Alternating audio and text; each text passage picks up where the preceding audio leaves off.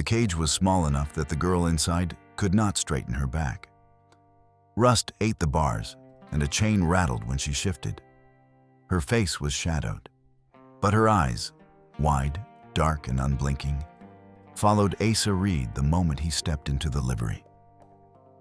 He stopped cold. The smell of hay and horse sweat mixed with something sourer, like sickness or fear that had lingered too long in one place. The girl was maybe 16, her black hair cut ragged, her bare feet raw. She did not speak, but her silence screamed louder than any cry. "Lord above," Asa muttered.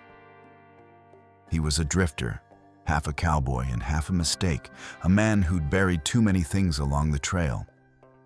But never had he found a child penned up like an animal. He stepped closer, hand brushing the revolver at his hip more from habit than intent. "Who put you here?" The girl pressed her lips tight, eyes darting toward the back door. Behind Asa, boots thudded heavy. A voice spoke, smooth as polished coin.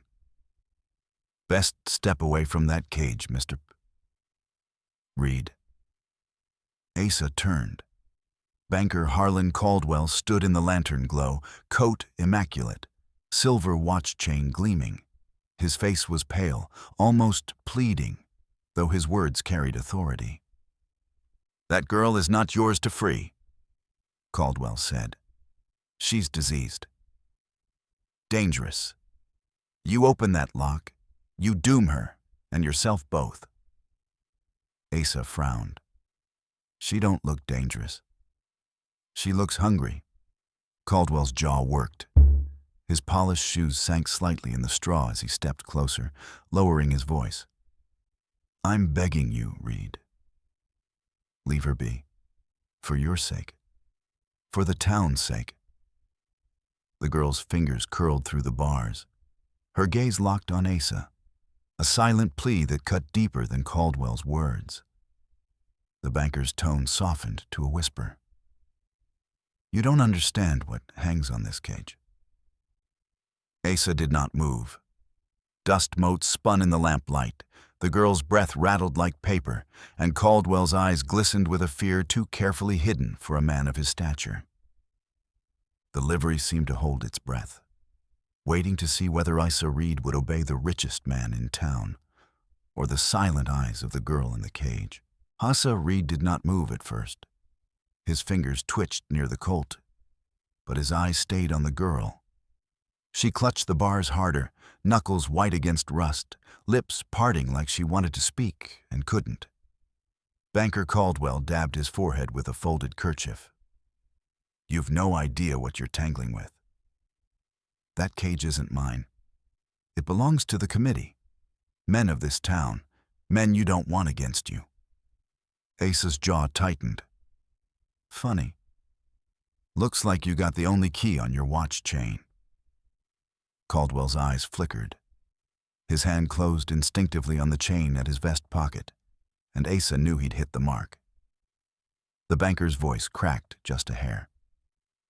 "She came here owing debts. Passage from the coast, food, medicine, she hasn't paid. And law says..." "Law?" Asa barked a laugh that didn't reach his eyes. "You got a law book says a girl can be penned like a hog?" The horses shifted uneasily, picking up the tension. Caldwell's face darkened.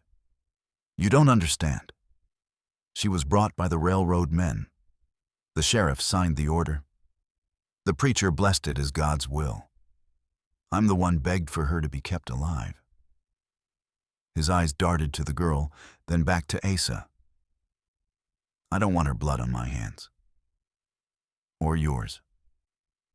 Asa knelt near the cage, lowering his voice. "What's your name, darling?"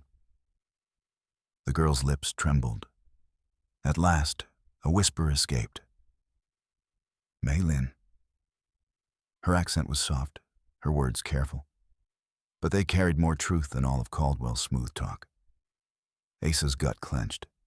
He stood, brushing straw from his knee, and stared Caldwell down. "You said she owes a debt. but what I hear is you all owe her." The banker flinched, then gathered himself. He tried on a smile, but it sagged. "Reed, walk away. I'll buy you out of whatever hole you're in. Cash, land even. Just don't put your hand to that lock." Asa took a step closer. The ledger Caldwell clutched tighter against his chest did not escape notice. A leather book with brass corners, too heavy for casual carrying. Asa's voice dropped. "What's in that book, Harlan?" Caldwell froze. Mei Lin's eyes lit with a flicker of recognition. She pointed at the ledger, whispering something Asa couldn't catch. But Caldwell heard it. His face drained pale. He snapped the book shut, tucking it under his arm like a man shielding a child. "That ledger," Asa said, "is the real cage, ain't it?" Caldwell swallowed hard. The lantern flame hissed as if on cue. "If you open that lock, you'll not just free a girl. You'll unchain every ghost this town ever buried. And the men who buried them will come for you before the sun sets." The banker's voice broke on the last word, the plea in it too raw to fake. Outside, boots scraped gravel. Voices murmured low. Asa knew others were coming. Whether Caldwell had summoned them, or whether the committee had ears everywhere, it didn't matter. Mei Lin's fingers reached through the bars again.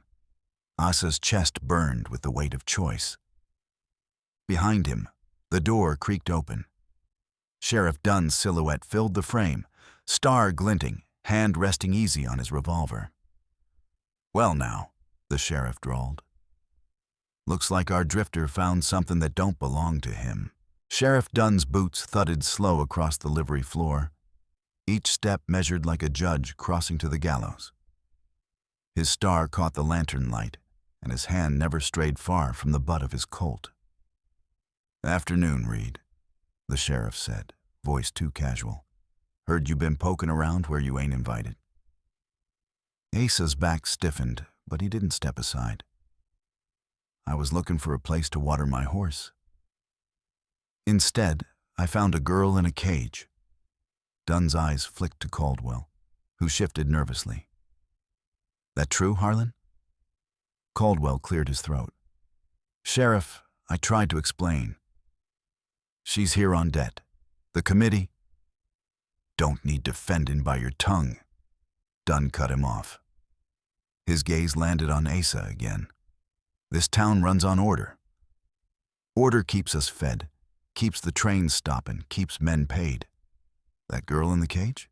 She's part of that order. Paid for, signed off, blessed from the pulpit.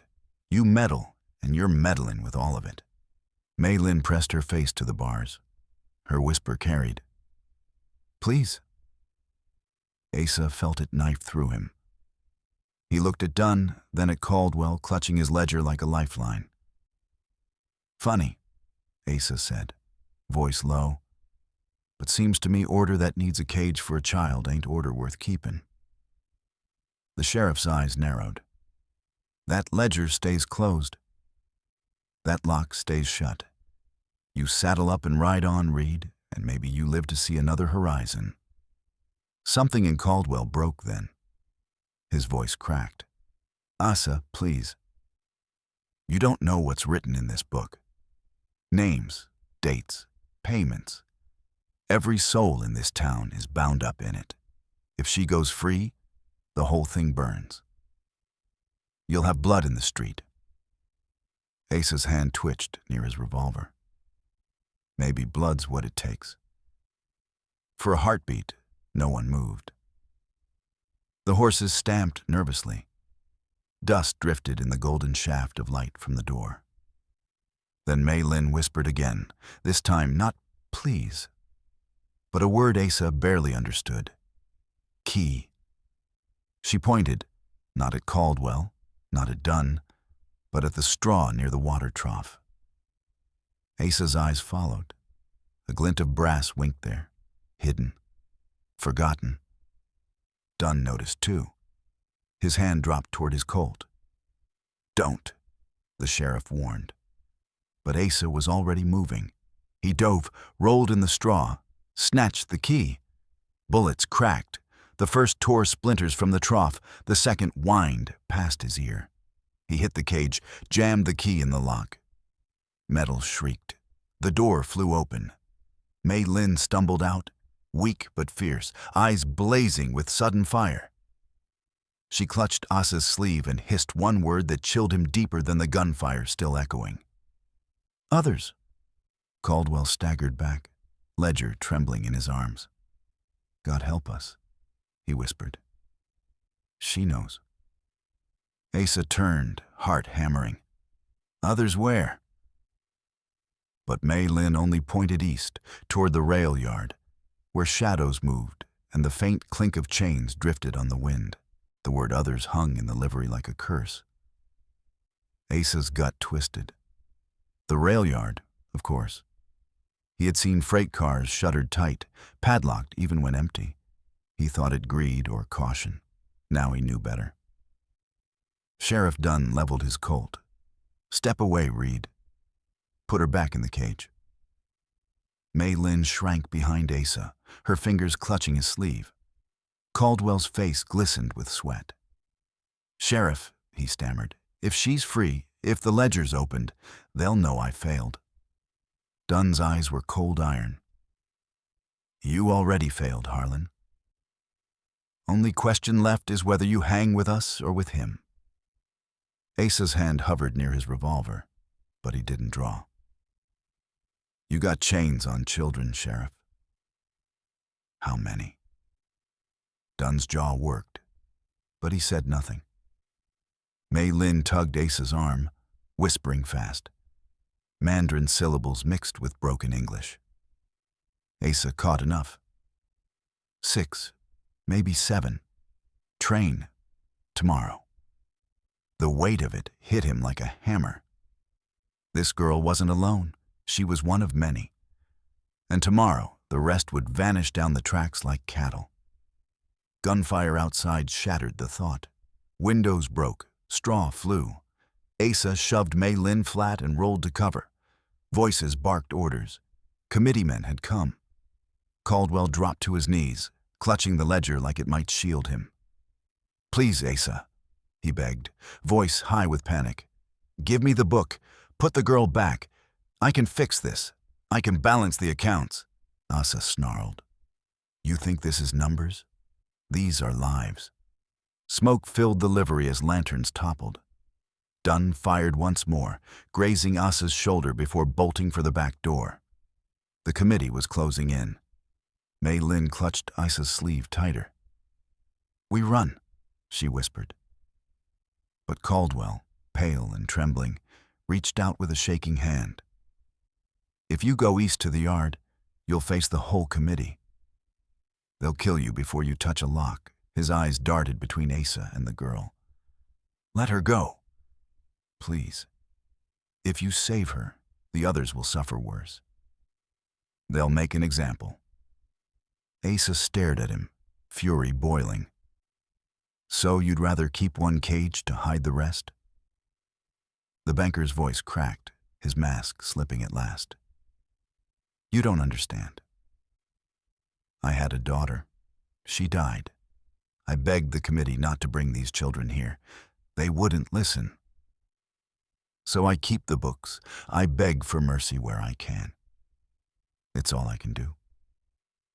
For the first time, Asa saw not greed in Caldwell's eyes, but grief. The shouting outside grew louder. Men were coming through the front. Smoke rolled thicker, flames licking the beams. Mei Lin pulled Asa's sleeve, eyes fierce. "We go. Now." Asa grabbed her hand and kicked the side door open. Heat seared his face, but the alley was clear. They ran into the night, Caldwell's voice chasing them. "You don't know what you've started, Reed. The committee won't stop. They'll burn this town to ashes before they let you show those names." Asa didn't look back. He had Mei Lin's hand in his, the ledger tight under his arm, and the sound of chains from the rail yard ringing in his ears. The night wind carried smoke and the faint cry of other voices. thin, muffled, desperate. And Asa knew there was no turning back. The rail yard squatted at the edge of Dry Creek, rows of boxcars gleaming under lanterns hung by watchmen. Even at night, the place throbbed with industry. Steam hissed, couplings clanged, and horses stamped as men shouted orders. But Asa heard something else beneath the noise. Muffled cries, thin as wind through slats. Mei Lin gripped his arm, pointing. A line of cars sat on a side track, doors chained, padlocks glinting. The cries came from there. Asa's jaw set. He tucked the ledger under his coat, the weight of Caldwell's secret pressing against his ribs. That book held the town's rot, names, payments, trades. But the chains on those boxcars were proof enough. They crept closer through the shadows. Asa's shoulder still burned from Dunn's bullet, but adrenaline pushed him on. A guard leaned against a barrel, rifle loose in his hand, half asleep. Asa moved fast, striking him silent with the butt of his Colt, dragging him into the dark. The keyring jingled on the man's belt. Mei Lin snatched it, small hand steady. She hurried to the nearest lock and jammed a key home. The chain clattered loose. The door slid, and the smell hit them first. Sweat, iron, fear. Inside, wide eyes blinked at the sudden light. Children, boys and girls, their wrists raw from rope. "Shh," Asa whispered. "You're free now." The next door opened, then the next. With each clatter of chains, his rage deepened. Dozens, young faces, some hardly more than toddlers, all stolen, all silenced. Then a voice bellowed across the yard. "Stop right there!" Sheriff Dunn strode from the shadows, half a dozen committeemen at his back. Caldwell stumbled among them, ledgerless, face pale and wet with sweat. "Read," Dunn snarled. "You've gone and lit a fuse you can't put out." "Step away from them, kids." Asa pulled Mei Lin behind him. "You'll kill me either way, Sheriff." But these children walk free. Dunn leveled his Colt. "Last warning." And then Caldwell stepped forward, voice breaking. "Don't shoot." His hands shook as he pointed to Asa. "He has the ledger. If he dies, it dies with him. Every name, every number. You'll lose everything." The committeemen hesitated. Doubt flickered in their eyes. Asa seized it. He yanked the ledger from his coat and hurled it into the dirt between them. Pages fanned open, brass corners flashing. "Read it," he shouted. "Read what your leaders bought with your silence. Children in cages, water stolen, graves unmarked." A ripple went through the crowd. Men stepped closer, squinting at the names scrawled in Caldwell's precise hand. Murmurs rose, then curses. Some backed away from Dunn. Others turned on him outright. The sheriff's face twisted. He fired, but the shot went wide as one of his own men shoved him. Chaos erupted, guns drawn, fists thrown. Caldwell collapsed to his knees, sobbing. Asa didn't wait. He grabbed Mei Lin's hand, shouting for the freed children to follow. They poured from the boxcars like a river, scattering into the night as the committee tore itself apart. By dawn, Dry Creek was changed. The ledger had been carried into the courthouse, its pages read aloud to a crowd too large to silence. Dunn was gone, run off or buried in the night. Caldwell, broken, confessed it all. The town had no choice but to face what it had been. Asa stood on the edge of the square, Mei Lin at his side.